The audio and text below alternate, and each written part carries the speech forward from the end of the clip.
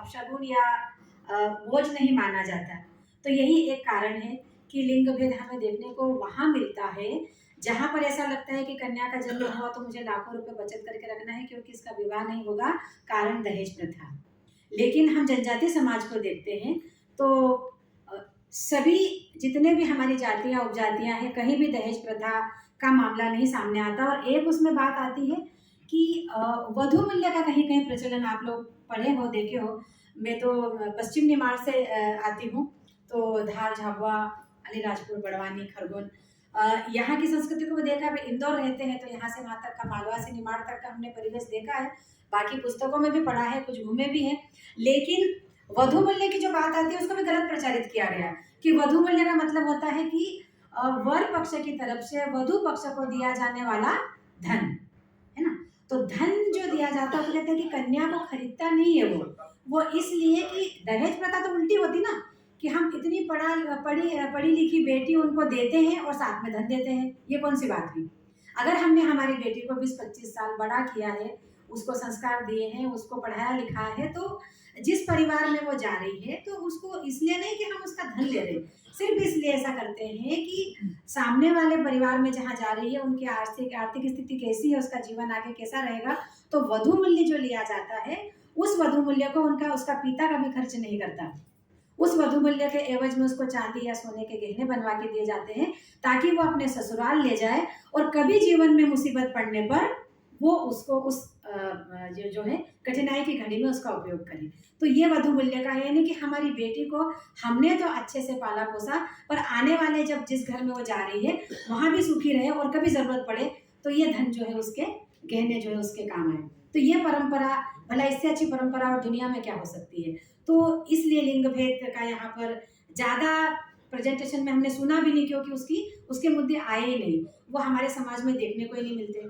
दूसरा हमारा था कला और साहित्य। तो कला और साहित्य, तो कला तो हम में कुट-कुट के भरी हुई है जनजाति समाज में, कि देखिए कि इतने कलाकार हैं। अभी आपने भोपाल का कभी जनजाति संग्रहालय बहुत से लोगों ने देखा होगा। आप देखिए राष्ट्रीय जनजाति संग्रहालय पूरे भारत के आदिवासियों के बनाए हुए जो है चित्रकला है, वहाँ पर जो लकड़ी के जो सामान है, जितने भी हमारी कला से जुड़ी हुई चीज़ें हैं, वहाँ पर आपको उनके कपड़े, उनके परिधान, उनके मंडप, उनके सारी चीज़ें, घर कैसे होते हैं, सब कुछ देखने को मिलेगा। इवन सारी जनजातियाँ भारत की है, उनके घर कैसे होते हैं उसकी व्यवस्था आपको देखने को मिलेगी। तो ये जो है चित्रकला, बस दुख इस बात का है कि हमारे कलाकारों को प्लेटफॉर्म नहीं मिला, हमारे कलाकारों को वो मंच नहीं मिले कि जहाँ पर वो अपने कला का प्रदर्शन करके उसको जीविकोपार्जन का, जैसे एक सर ने पढ़ा था अपने पेपर में कि वो इसलिए अपना जो है कला में इसलिए निपुण है या इसलिए वो लकड़ी का काम करते हैं कि उनको पैसा मिलेगा, उनको कहीं प्रेजेंट करेंगे तो उनको आर्थिक, देखिए तो बहुत जरूरी बात है, कोई भी व्यक्ति क्यों काम करता है, उसको पैसा मिलेगा इसीलिए काम करता है। वो एक सुंदर चित्र बना के अपने घर में टांगने के लिए इतनी मेहनत नहीं करेगा। तो ये तो एक जरूरी कि अगर किसी में कला है, कोई पढ़ा लिखा है तो अपनी उसके दम पर नौकरी करेगा। यदि कोई कलाकार है तो उसको उसका सम्मान मिलना चाहिए, उसको उसका उचित दाम मिलना चाहिए। तो ये है कि उसको हमें, हमारे कलाकारों को हमें ढूंढना है। यदि मैं जिस क्षेत्र में रहती हूँ, तो यदि हमारा झाबुआ हमारे पास है, धार हमारे पास है, तो हमको लगता है कि वहाँ गुड्डा गुड़िया का बहुत बढ़िया बनाते हैं, कुछ लकड़ी के काम बहुत अच्छे करते हैं, तो उनको कैसे हम लोग एग्जीबिशन में लाएं, कैसे उनको हम नेशनल और इंटरनेशनल लेवल पर जो लेके जाएं, ताकि वो उनका नाम चले और उनकी जो है कला वहाँ तक पहुँचे। तो ये भी एक करने की ज़रूरत है जो हमने कहीं देखा। और सामाजिक सांस्कृतिक पर काफ़ी पेपर पढ़े गए।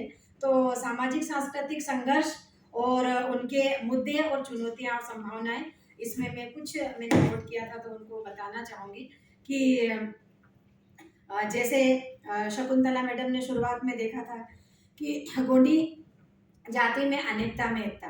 तो ये भी देखने को मिलता है कि देखिए भारतीय अनेकता में एकता है तो फिर जनजाति भी अनेकता में एकता उसको जो है उसको अपने अंदर समाहित करती है। तो अनेकता में एकता तो है, लेकिन आप इस बात को भी हम सबको ध्यान रखना है कि हम जितने भी जनजाति समाज के लोग हैं, हम में मूल हमारी जो जड़ है वो एक है। हम प्रकृति पूजक हैं, सभी है, ऐसा कौन कहेगा कि मैं नहीं हूँ।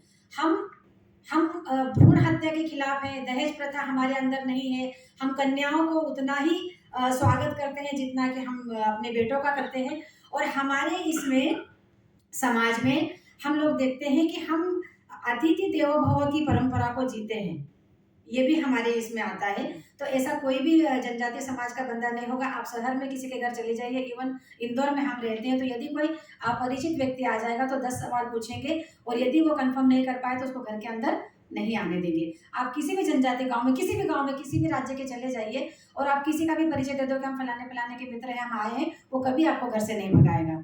तो ये जनजाति हमारे ये संस्कार है कि हम कभी अतिथियों को इतना पूछ परख किए बिना कि कभी वो हम पे हमला कर देगा, हम सोचते ही नहीं, और पहली बार डरते ही नहीं है कि हमको किसका डर है, हमने तो किसी को लूटा नहीं ना, तो कौन हमारा अहित करेगा।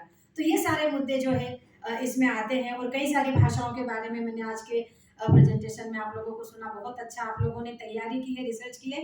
और मेरे जनजाति बंधुओं, भाइयों बहनों, मैं आपसे यही रिक्वेस्ट करना चाहती हूँ कि जैसे आप जुड़े हैं, हम भी जुड़े हैं पिछले 10-15 साल से, और अध्ययन करिए।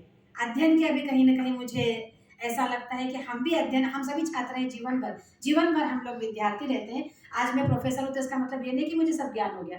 हम सभी यहाँ अधिकांश प्रोफेसर है, हमारे रिसर्च स्कॉलर है, तो हमें अध्ययन की जरूरत है।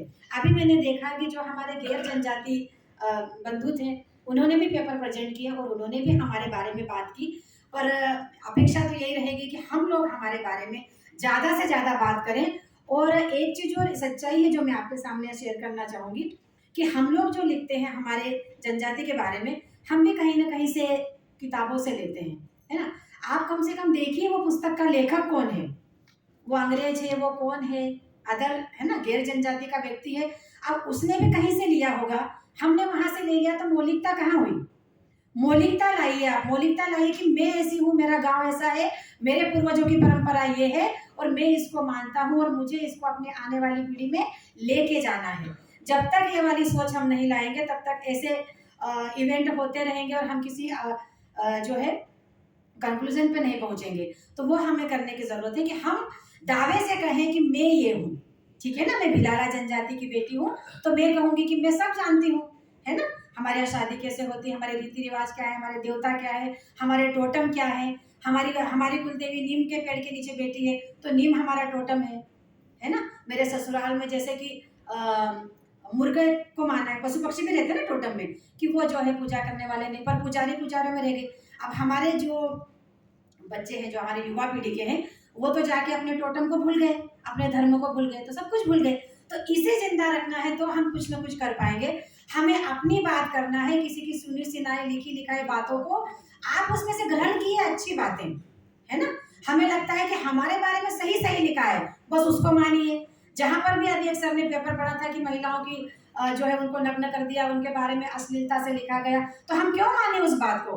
आप देखिए, हमने कल का नृत्य देखा, हमारी बहनों के कपड़े देखिए आप, हमारी बहनों ने एक साड़ी को लपेट रखा था घुटने तक का, पर कहीं भी आपको अश्लीलता दिखी क्या? नहीं दिखी, है ना। कितनी बढ़िया उन्होंने साड़ी लपेट रखी।